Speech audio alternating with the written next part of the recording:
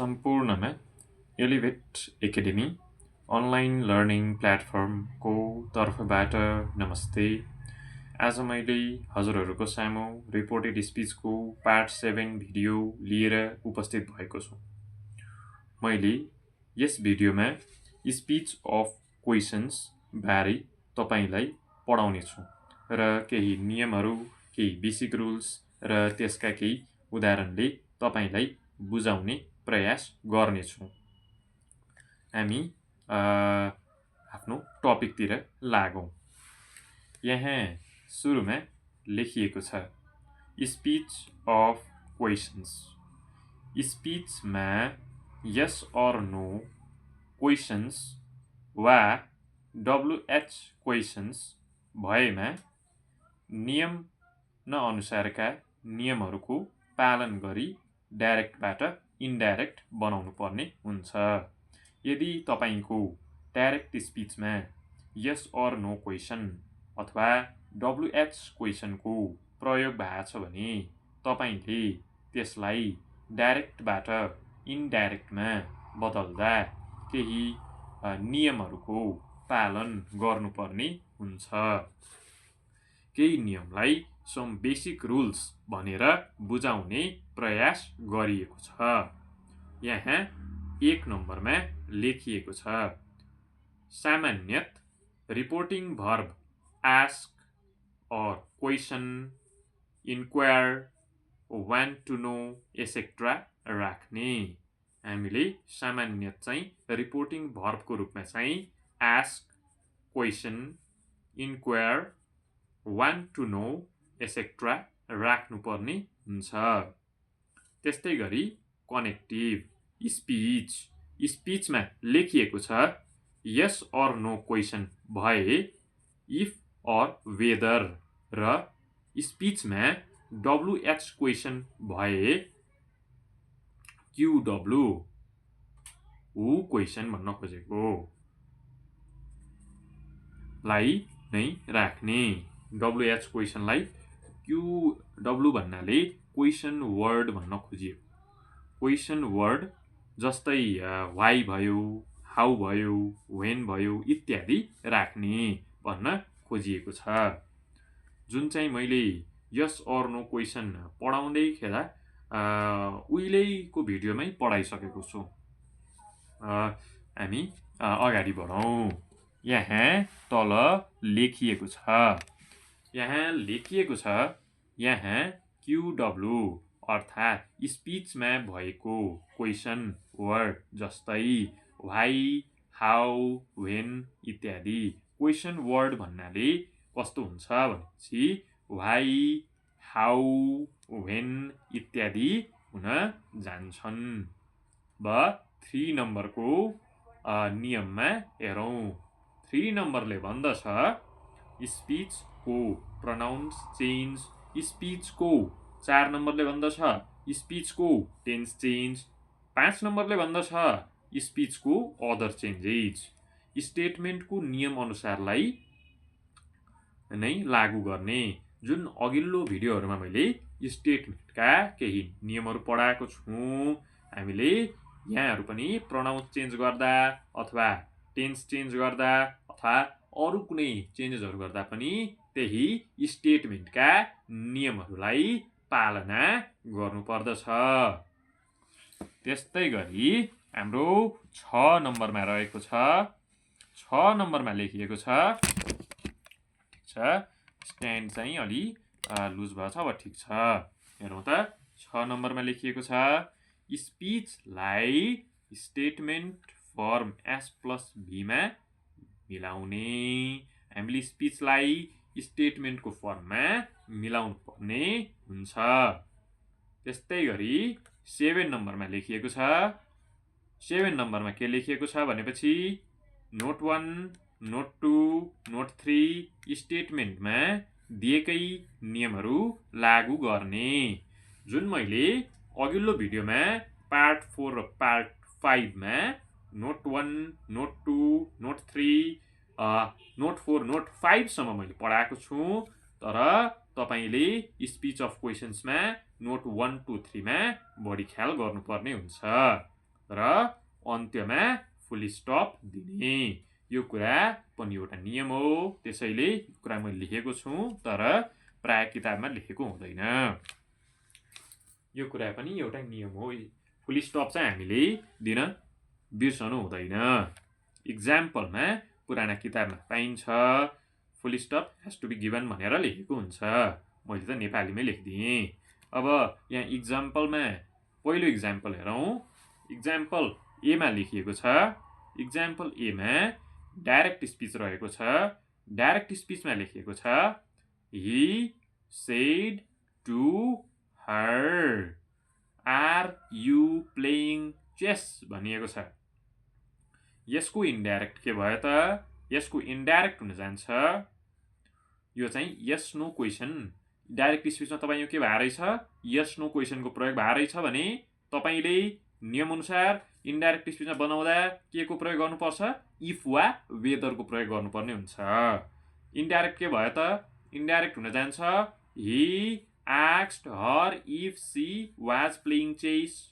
यता whether she was playing chess पनि लेख्न पाइयो, वेदर पनि लेख्न पाइयो, इफ पनि लेख्न पाइयो, किनभने यहाँ चाहिँ डाइरेक्ट स्पिचमा are you playing chess yes or no क्वेसनको प्रयोग भइया छ, त्यसकारण। त्यस्तै गरी बी नम्बरमा हेरौँ।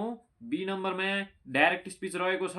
डाइरेक्ट स्पिचमा लेखिएको छ he says to me where is my pen भनेको छ।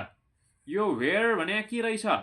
वेयर भनेको चाहिँ डब्लुएच क्वेसन अन्तर्गत पर्दछ भने यसको इन्डाइरेक्ट बनाउँदा तपाईँले के को प्रयोग गर्नुपर्छ? क्वेसन वर्डको प्रयोग गर्नुपर्ने हुन्छ। क्वेसन वर्डको तपाईँले प्रयोग गर्नुपर्ने हुन्छ। यसको चाहिँ के भयो त? इन्डाइरेक्ट स्पिचमा he asks me where his pen is भयो अनि फुल स्टप हुन जान्छ। त्यस्तै गरी सी नम्बरमा लेखिएको छ। सी नम्बरमा डाइरेक्ट स्पिच रहेको छ। डाइरेक्ट स्पिचमा लेखिएको छ they said where is the post office भनेको छ। यो भने के रहेछ? डाइरेक्ट स्पिचमा तपाईँको वेयरको प्रयोग भएको छ भने तपाईँले के गर्नु पर्यो? इन्डाइरेक्ट स्पिचमा पनि के गर्नु पर्यो? क्वेसन वर्डको प्रयोग गर्नु पर्यो।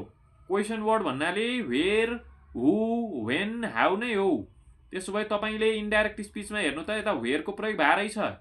वेयरको प्रयोग गरेर इन्डाइरेक्ट स्पिच बनाउनु पर्ने हुन्छ।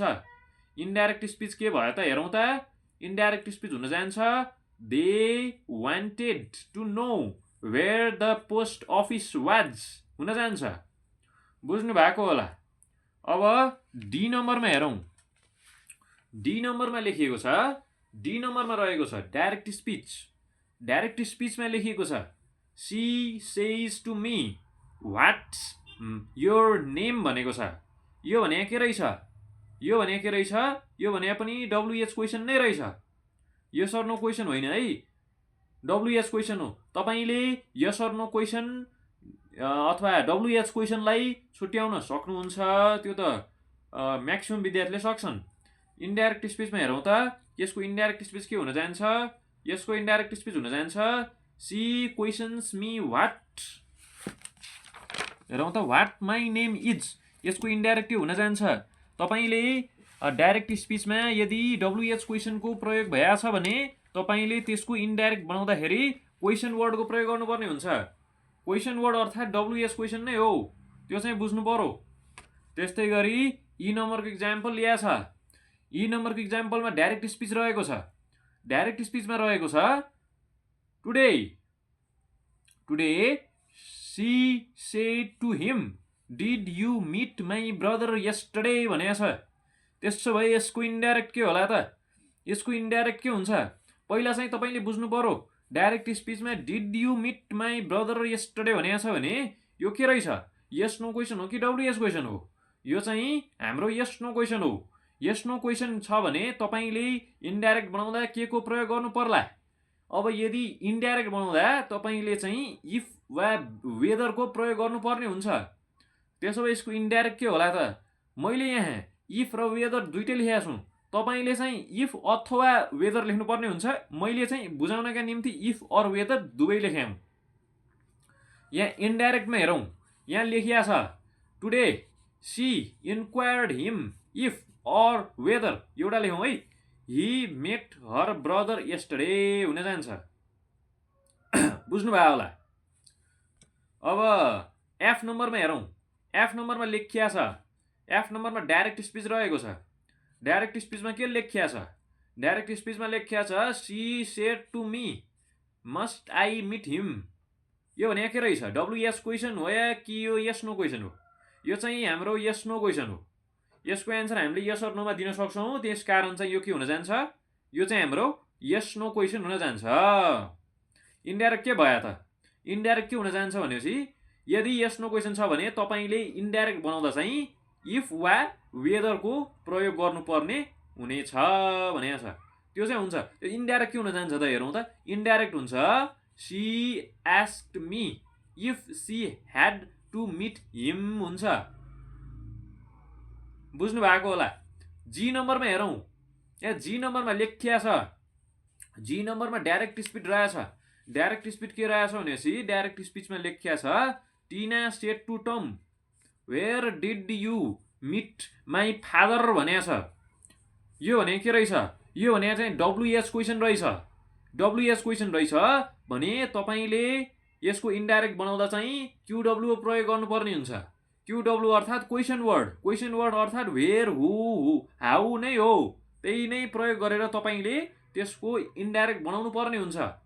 यसको इन्डाइरेक्ट के भयो होला त भन्नुहोस् त? यसको इन्डाइरेक्ट भन्न जान्छ Tina asked Tom where he had met her father हुन जान्छ। बुझ्नुभयो होला। अब यसको एच नम्बरमा हेरौँ, एच नम्बरमा लेखिया छ डाइरेक्ट स्पिच रहेछ। डाइरेक्ट स्पिच रहेछ। डाइरेक्ट स्पिचमा के लेखा छ?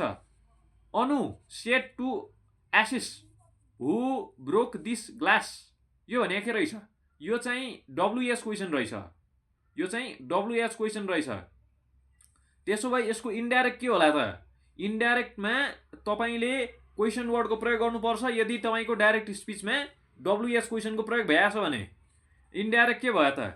इन्डाइरेक्ट हुन जान्छ Anu asked Asis who had broken that glasses अथवा ग्लास। बुझ्नुभयो होला। अब हामी नेक्स्ट भिडियोमा यहाँ पनि यसले देखायो होला के पढ्छौँ? स्पिच अफ एक्सक्लामेटरी सेन्टेन्सेस पढ्छौँ र त्यसका इक्जाम्पलहरू र केही बेसिक रुल्सहरू पढ्छौँ। न्यू भिडियोमा हामी न्यू टपिक पढ्छौँ। यदि मैले पढाएको कुरा तपाईँले बुझ्नु भएको छ भने यो भिडियोलाई एक लाइक र सब्सक्राइब गरिदिनु होला। धन्यवाद।